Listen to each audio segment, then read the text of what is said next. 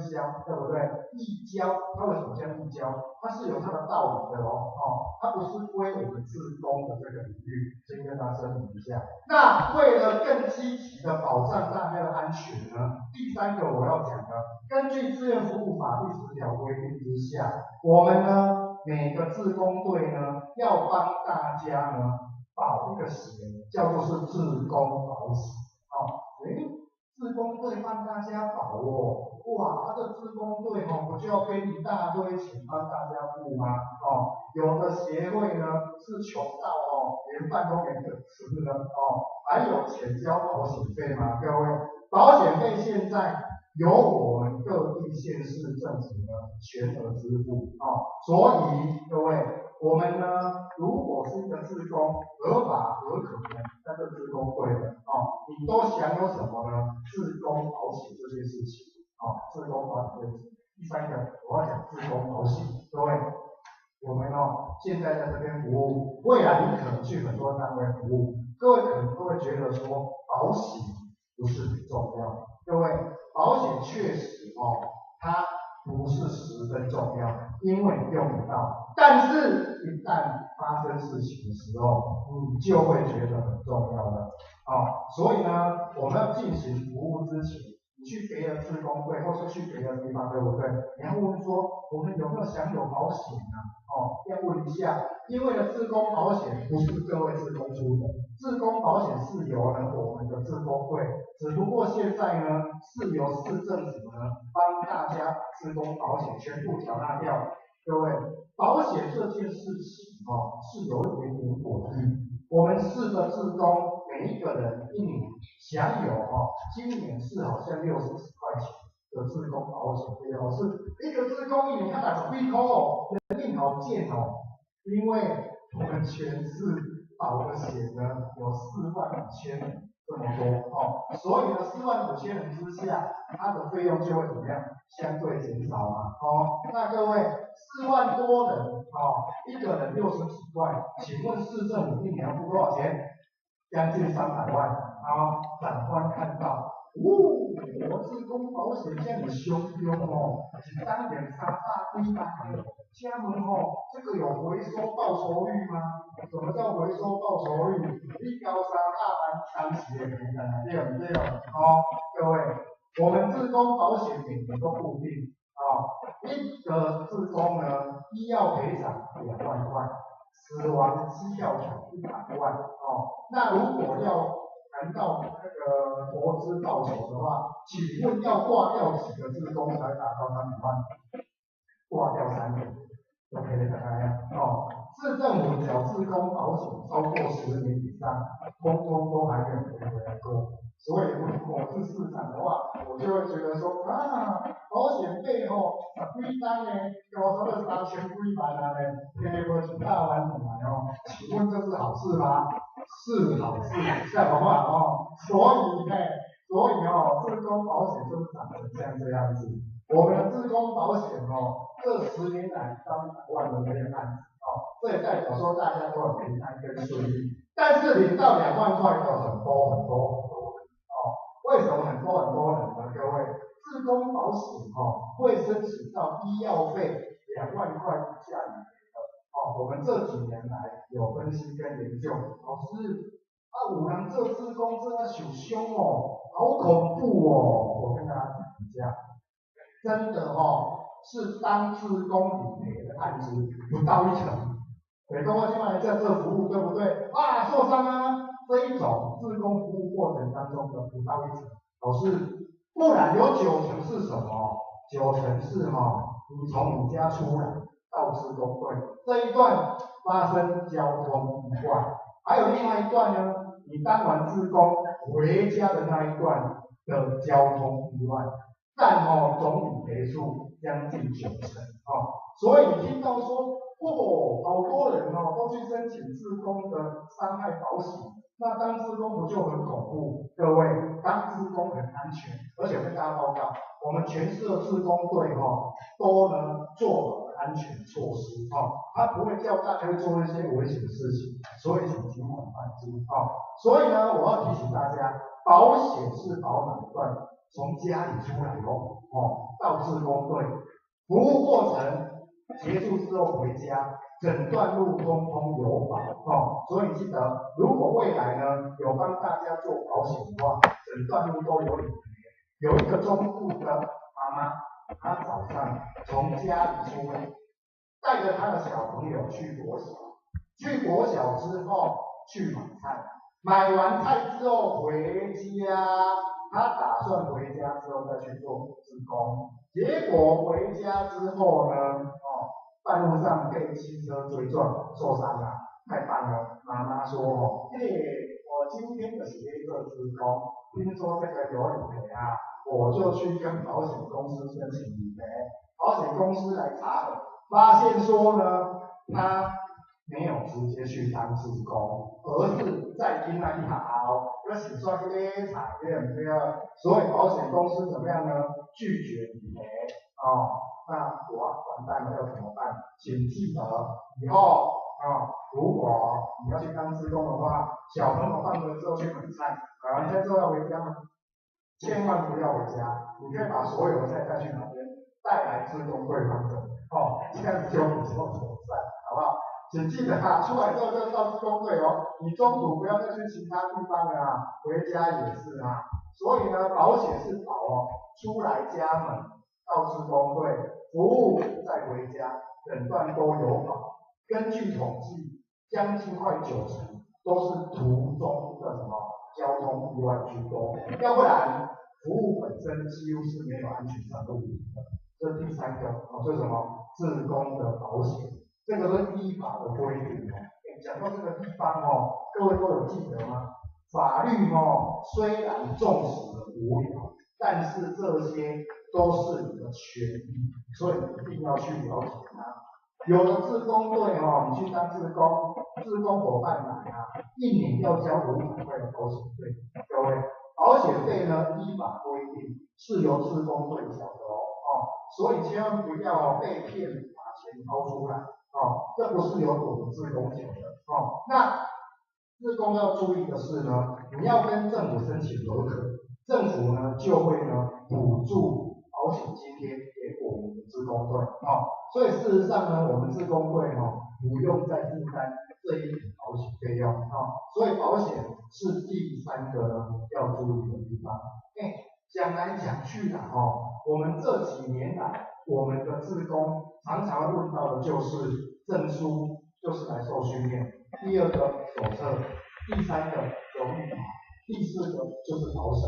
这4个东西呢，是我们志愿服务法有关志工权益应该要讲到的部分。老师，我们的志工队除了有权益之外还有什么东西呢？志愿服务法第12条规定，志愿服务证，还有服务记录册的发起跟管理，好吧？服务记录册讲完了就是那一本手册，那本手册叫服务记录册另外一个叫做志愿服务证。各位，我们身为这个志工队的志工，我们志工队呢要有证件让大家配挂证明就是这个单位的志工。请问这证件是由市政府发还是由协会自己做？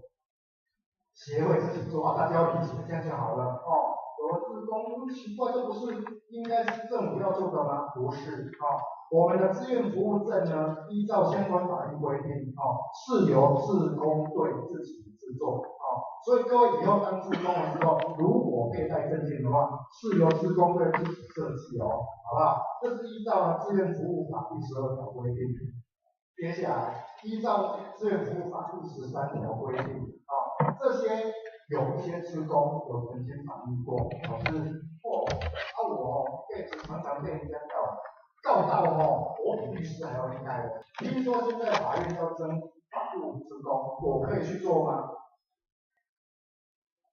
法院有诉讼辅导组、诉讼辅导处里面的志工会协助你如何打官司。我常常被人家告到人家说久病成良医嘛，对不对你常常生病，你可以做一个医生吗？我们这样的意思不行我们有规定你现在要当一个法律志工，法律志工呢都看得到，在法院，还有检察署，还有呢那个地方，全国各地的法律扶助中心啊，法律服务基金会有法律服务中心哦，协助弱势家庭来打官司的，这样子的一个专业法律志工，都是需要具有什么呢？律师或司法官的证照才可以来担任哦。这个要记得啊，不是说常被告就可以去当专业志工啊。所有很多专业志工是需要什么呢？专业证照啊。有一种人呢是在地政事务所，各位知道地政事务所吗？有人知道，有人不知道。全国应该有超过将近60%不知道什么叫地政事务所。为什么？因为地政事务所是提供不动产买卖登记的地方。全国超过100个人没有不动产，所以他们根本不晓得什么叫地政事务所，叫多人这样子地政事务所是不动产登记的地方要去那边当志工，要有地政士的执照各位，义诊听说过吗？义诊是医师来帮大家免费诊断义诊呢也是需要什么？医师才可以医师来做诊这个都是需要什么？专业证照。好，所有很多工作呢，都是需要专业证照的人才可以担任的，这是根据志愿服务法第13条规定。好，那我们各位，志工的权利呢有这些志工权利刚刚老师大概有讲过了。第一个我们志工的权利根据志愿服务法第14条规定，第一个教育训练技能是必备的这是我们的权利依法规定上课好无聊，干嘛一定要上课？各位，你觉得你要做一个工作，如果没有先训练，是适当的吗？是适当的吗？是适当的吗？那当然是不适当的我们各位有没有在陪孩子念书的？我们有那种读经班之类的各位，你要教孩子读经之前，自己是不是先需要训练一下？要不然怎么教孩子读经啊？难道只是这样随便念一念吗？那不是吧？你现在去关心老人关心老人是凭着热心就去做吗？也不是老人有什么镜头你知道吗？老人会讲什么话你知道吗？那如果对于你这个事情，你怎么去谈判？都不知道这并不是说土法炼钢随便去做，各位。所以呢，我们的志工呢有权利要求我们的志工队跟大家做一些呢跟你的服务内容是有相关的训练。所以大家可以想一想你现在呢当志工，你的服务是什么你有没有需要其他的训练？可以呢要求我们志工队呢帮你开设，让我们的服务工作会做得更好。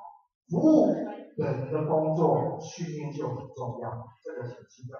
服务环境扫地那个没训练没有关系好不好但是服务人绝对要训练，因为由于你的一举一行呢会影响到别人，所以一定有基本的注意法。所以第一个一定要接受训练。第二个呢，一视同仁，好不好志工队里面不分大小年纪，或者是有钱没钱等等的，都是一体的，好不好？第三个是什么呢？要有个安全跟卫生的条件，这是第三个第四个是什么呢？我们做这个志工服务呢，要有充分的资讯。所以各位你未来在这边当志工，你未来去其他地方当志工，你去当志工就好像买东西一样。为什么？这个东西多少钱？它有什么功能？它对我有没有用？请问你会先问吗？会。你去当志工不是也一样吗？请问我这边当志工有什么样要遵守的吗？要不要交钱？我来当志工有没有便当可以吃？有没有吃饱便可以？你不要问这个你要先知道当志工基本上是无偿性的你如果问说有没有便当吃，有没有吃饱便可以，人家笑在心里面，不会给你这样讲的当然是没有这个不用去问的那志工内容是什么？如果做服务，一定要去问嘛，对不对？这个是志愿服务法第14条的第4条规定从事服务要有完整的资讯。第5个，我们希望呢，我们志工队的志工慢慢做会有经验，经验久了之后可以担任干部。请问我们各位有没有志工干部这回事？没有，干部就是比如说什么组长还是做什么财务总部之类的，有没有这种人？那种比如说队长，还是有没有？我们要们这慢慢要有哦。我说的是呢，我们的一个服务哦，其实呢，我们在这个公民社会之下，自工队的服务慢慢的你会成熟，你会成长，对不对？可以的话哦，我们可以慢慢规划这一些活动哦。比如这个课程，我们就不要麻烦到我们的协会，要看专人来办，我们自己在分工来做好嘛，对不对？所以呢，分工跟服务呢，就是我们各位志工可以做的事情。所以整个志愿服务运动计划的拟定、设计、执行、评估部分呢，慢慢的我们借由有经验的志工慢慢讨论，慢慢的把它做好一件工作不是由我们协会或是组织来做，而是我们大家从服务过程当中去想想看如何做更好、更进步。这个都第一个主要提示大家的接下来最后我们的志工义务，志工义务呢是根据志愿服务法第15条规定，各位第一个遵守伦理守则伦理守则还记得吗？有几条？12条民国90年颁定伦理守则还记得这个东西吗？不记得没关系啊，你领到手册之后，对不起，我要给你接手册。你领到手册之后你知道手册后面有伦理守则吗？我们手册的最后一页，伦理守则印在上面所以各位伙伴，你忘记了没有关系，反正你只要有这一本，后面就有这个你要记得伦理守则违反的话不会被警察抓走，但是你会有什么良心的谴责而且下大雨最好不要出去，要不然会被雷公打到伦理守则在什么地方？在你心里，是在我们这个记录册的后面。这边一共有12条请大家务必不要忘记了啦，看也不会忘记，因为只要你有这一本，它就一定是写在后面，在这边拿到之后请看看你的相片对不对，你的基本资料对不对，顺便然后这一本很爽，因为你是正式的志工，请不要忘记了，一定要遵守伦理守则这是依照呢我们志愿服务法呢第15条规定。第二个，志工队都有规章这个规章法律呢，请大家务必遵守一下。第三个，我们志工队有教育训练，像这个就是教育训练以后有办的话，请大家踊跃参加这是我们的义务。第4个，服务证妥善使用。各位已经有服务证的人吗？我不晓得，以后如果服务证的话，服务证拿到是可以去银行借钱吗？不行嘛，对不对？可以拿去小说店借小说嘛？不要，很丢脸，你知道吗？我们学校的学生就有人拿着我们的服务证去学校附近的租书店租漫画，租漫画没关系，没有还。结果租书店的老板还打电话来询问你们的志工室招了吗？为什么没有把书拿来丢给做到家？所以服务证请把它妥善保管好通常服务证都会收在志工队，你服务的时候才可以挂，没有服务的时候呢，志工会收回去自己保管。第5个最后一条还有第5个，服务的时候尊重受服务者的权益。各位你要知道热情热心，别人一定要接受吗？不一定拜托啦，你让我服务各位，那我不让你服务的话，算了，你要把时间保留给需要服务的，好不好？所以千万不要沮丧我们每个人都有拒绝别人的那种权利嘛，对不对？我有一次是成大医院的志工很多，我呢从大门走进去，马上就有一个志工走过来，先生，我们可以帮忙你吗？我说不用。先生，你是要去挂号吗？对啊，我可以帮忙你填资料吗？不用。他一跟过来，我到挂号处呢，拿起纸单要写字了，这个我可以帮你填我说不用。后来我看到志工转过头默默的走了，我觉得有一点点难过，你知道吗？这时候如果你这个志工的话，你千万不要难过，你赶快去找别人来服务，这样可以吗？好不好？所以请记得我们是受服务者，我有拒绝的权利好不好？你当然有拒绝人家的权利，但是当你带过志工，我那边就好过，我本来转过头去看，拜托你们帮我填一下好不好？我觉得我自己就会填啊，对不对？我不用请你帮我，所以啊，这是第5个规定。接下来第6个，不获准会获得的多义务讯息，请千万不要转给别人听。社区的妈妈哦，有时候最麻烦，我去做访视，今天哦，先生有小三哦，对我怎样对后来呢，一套知道之后，整条街共1000号，那1000号都知道了，因为某几号他们这个先生有小三，这样对吗？不对哦，有一些机密的讯息哦，要保留起来，不要再乱讲啊。第7当然是不能收钱啊，不能收钱，单支公司呢不能收报酬，也不能去给人家拿钱的，这是第7个。最后。志工单位呢，有可能会请你保管某些东西，现在没有了有些志工队有总务，总务是干什么的呢？收钱比如说志工队的钱5万块，全部是由我总务收起来的，请问我可以把这些钱没钱的时候，现在刚好没钱，我先去赚钱，要不？那当然不行啊，对不对志工队的笔电保管在我这边，我顺便给他用一用。当然不行各位，我们的公有财产，请记得善尽我保管责任，不可以挪用它，就是第8个。好，所以刚刚讲的这些呢，就是志工的义务，是基于志愿服务法第15条。讲到这边已经差不多了我们的志工的法规呢，大概就是讲什么训练，讲那个记录册，讲荣誉卡，还有讲保险，还有志工义务。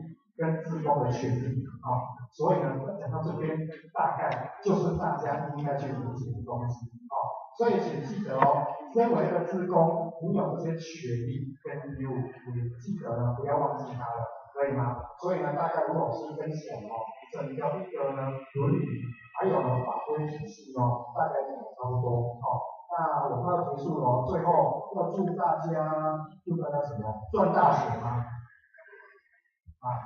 我跟大家讲一下，祝大家赚大钱呢，有一点点不可能你就算去每周都签什么公股券，你请问你要多久才会中？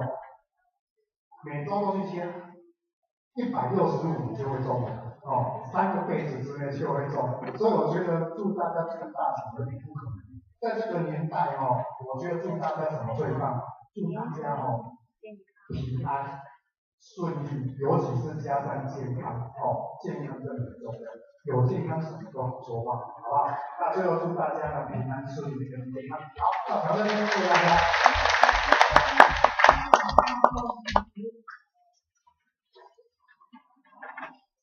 感谢主任简报提供，分享说，我们在热烈掌声。接下来我们要颁发我们的感谢项给我们的主任。好，我们来作业好，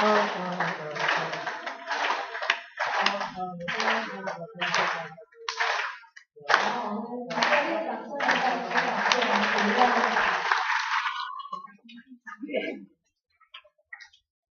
好，各位伙伴请坐下。名单。那您桌上呢，有这个回馈单您可以写那填完的话再请交给特别的组长。那组长收完之后再交过来后组这边。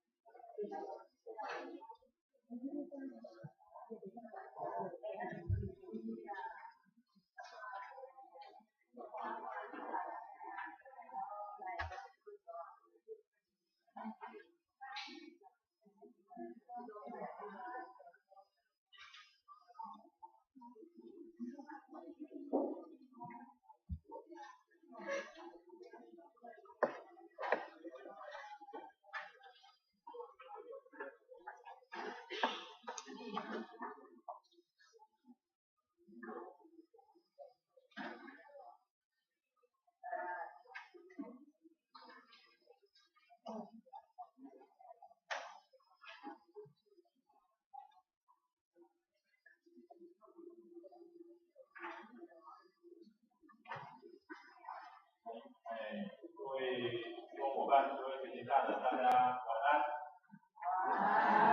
非常辛苦我们结束了1天半的这个训练课程。那当然在这个地方，我们非常感谢这1天半为我们分享的这6位讲师。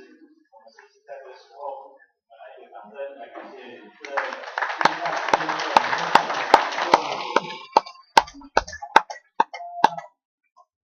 因为时间也到了那最后后面跟各位做一个说明。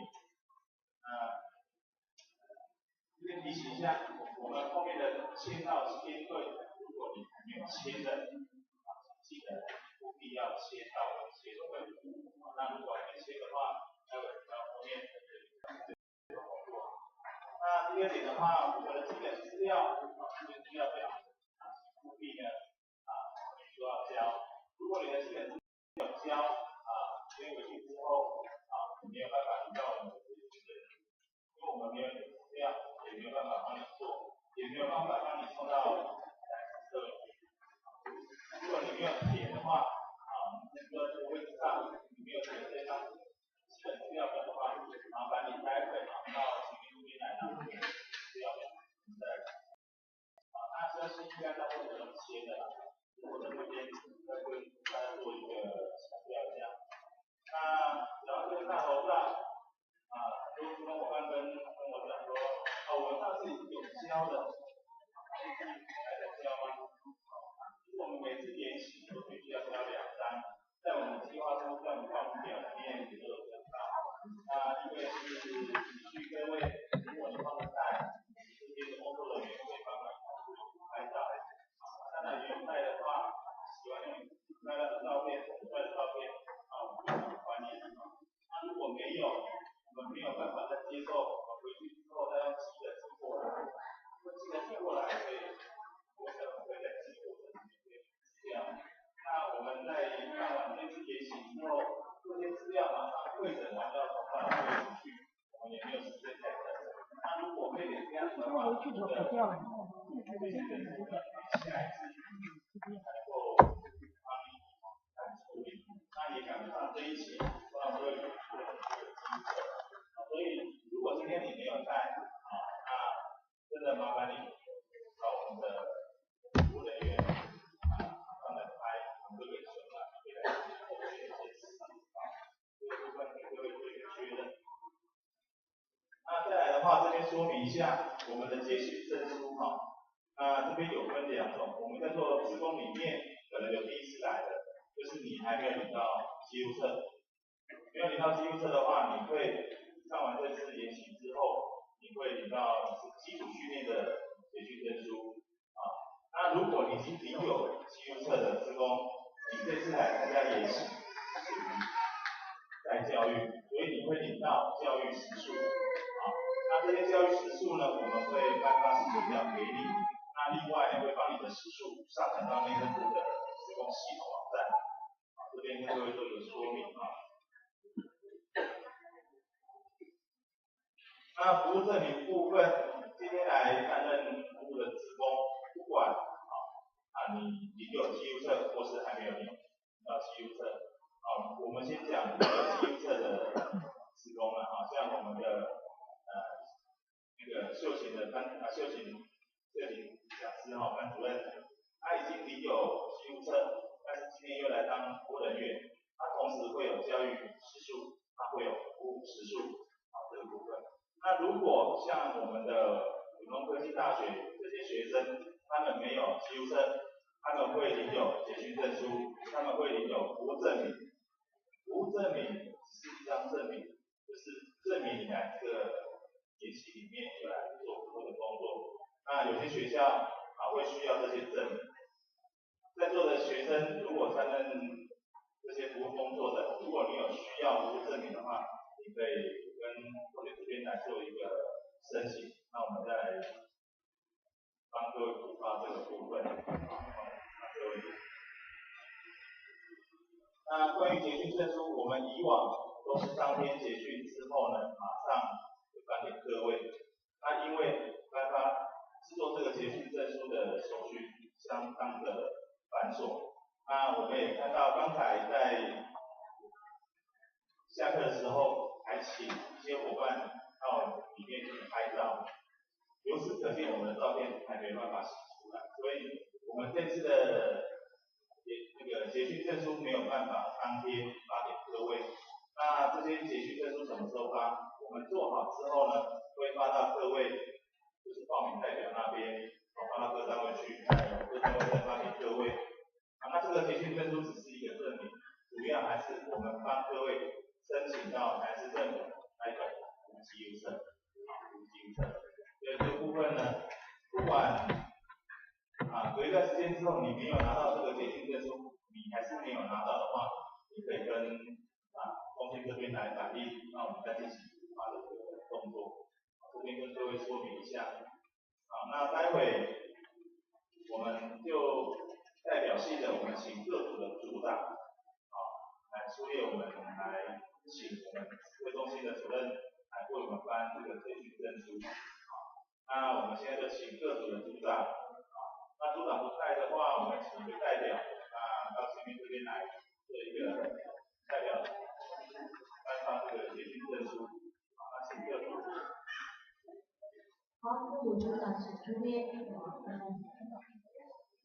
组长不在的话，我们请一个代表，请一个代表出来在这里。那我们有请。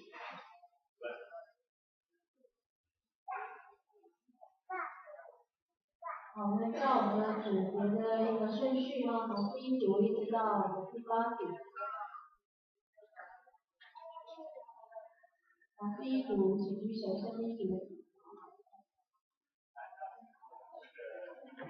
好，我们请向出列。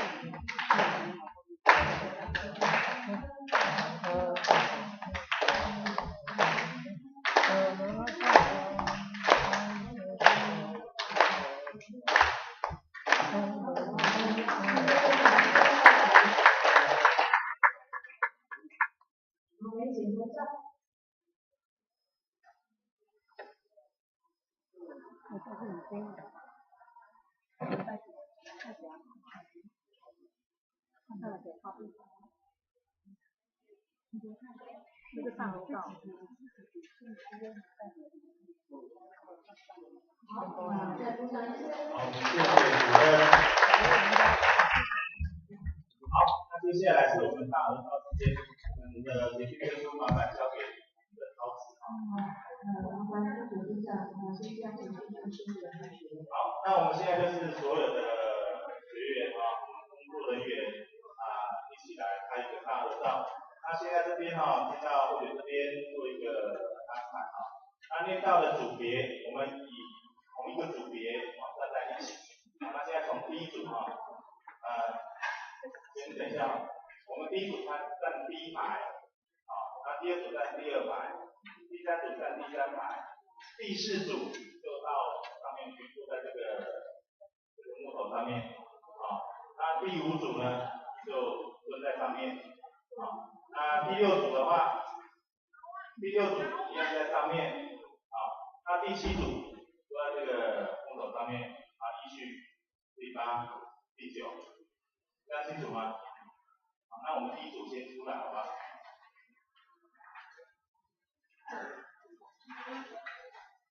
那第2组出来站在第1组的后面。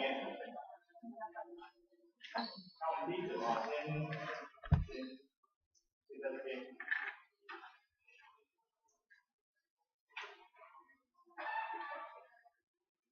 那第3组，麻烦一下第3组。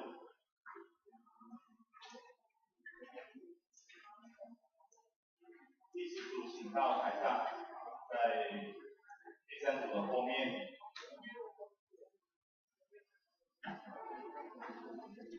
那第5组我们请到台上，我们就蹲在第4组的后面。第6组一样到台上。那第7组请到台上，坐在这个平台上。第8组在这边。